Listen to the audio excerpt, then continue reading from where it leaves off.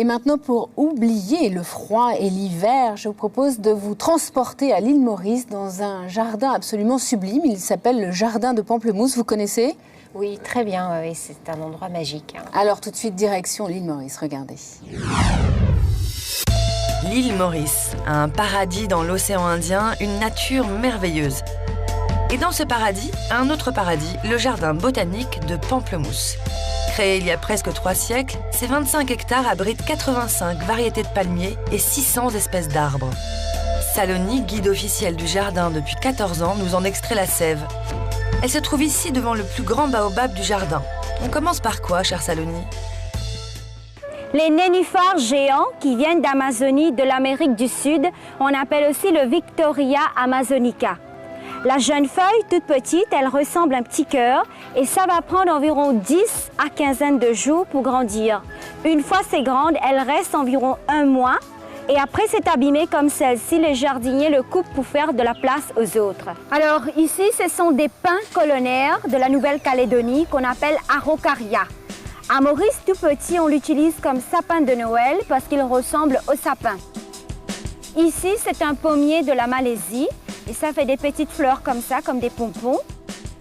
Ça fait des petites pommes, la forme d'une poire. Et c'est très sucré, mais les pommes n'arrivent pas à grossir quand il fait trop chaud chez nous et c'est trop humide.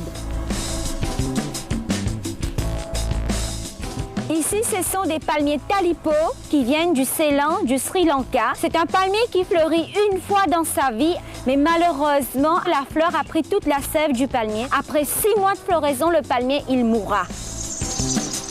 Saloni, je crois que vous avez un secret à nous révéler. C'est à partir d'une seule feuille qu'on a 4 arômes. C'est cannelle, girofle, poivre et muscade. C'est les feuilles séchées qui est broyée, qui est mise en pot. C'est ça 4 épices. Il y a beaucoup de gens qui croient que 4 épices, c'est 4 mélangées. Mais non, ça vient carrément d'une seule feuille. Mais 5, 6, 7, c'est du croc.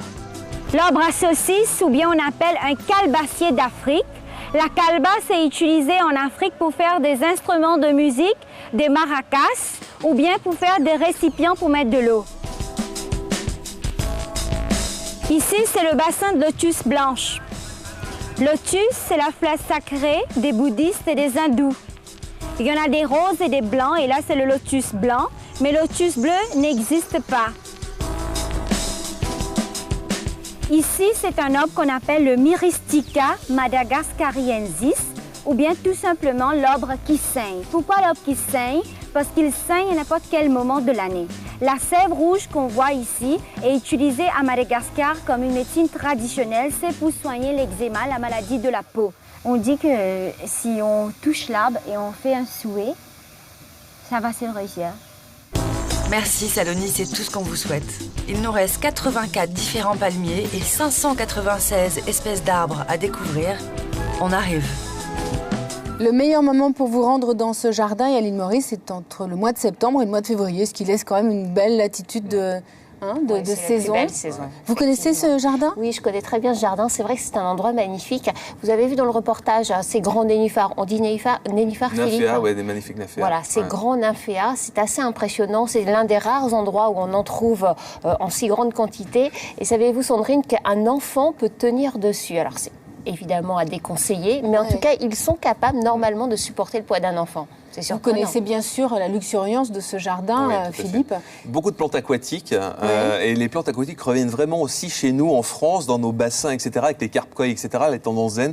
Donc l'aquatique revient en force, et ça, c'est tant mieux. Et le jardin de Pamplemousse nous donne un très bel exemple, justement, de ces plantes aquatiques. Mais c'est vrai ce que vous dites d'ailleurs, dans la décoration, on voit aujourd'hui fleurir beaucoup de bassins dans les jardins, mais c'est pas facile d'entretenir un bassin. Mais même sur un balcon, une terrasse, vous prenez un demi-tonneau, vous savez, qui a contenu du vin, etc., vous mettez, alors soit vous le faites gonfler, évidemment, il sera étanche, soit on met une toile à bassin, et tout simplement, on peut avoir un petit endroit assez frais et assez aquatique sur son balcon, avec 2-3 poissons rouges qui mangent les moustiques, parce qu'évidemment, vous aurez des moustiques, et là, vous avez un petit endroit aquatique frais, avec une petite fontaine, qui tue les bruits aussi, qui tue les bruits, les bruits qu'on ne veut pas entendre, parce que l'eau, voilà exactement. Et donc c'est vraiment très intéressant aujourd'hui de faire un petit bassin chez soi.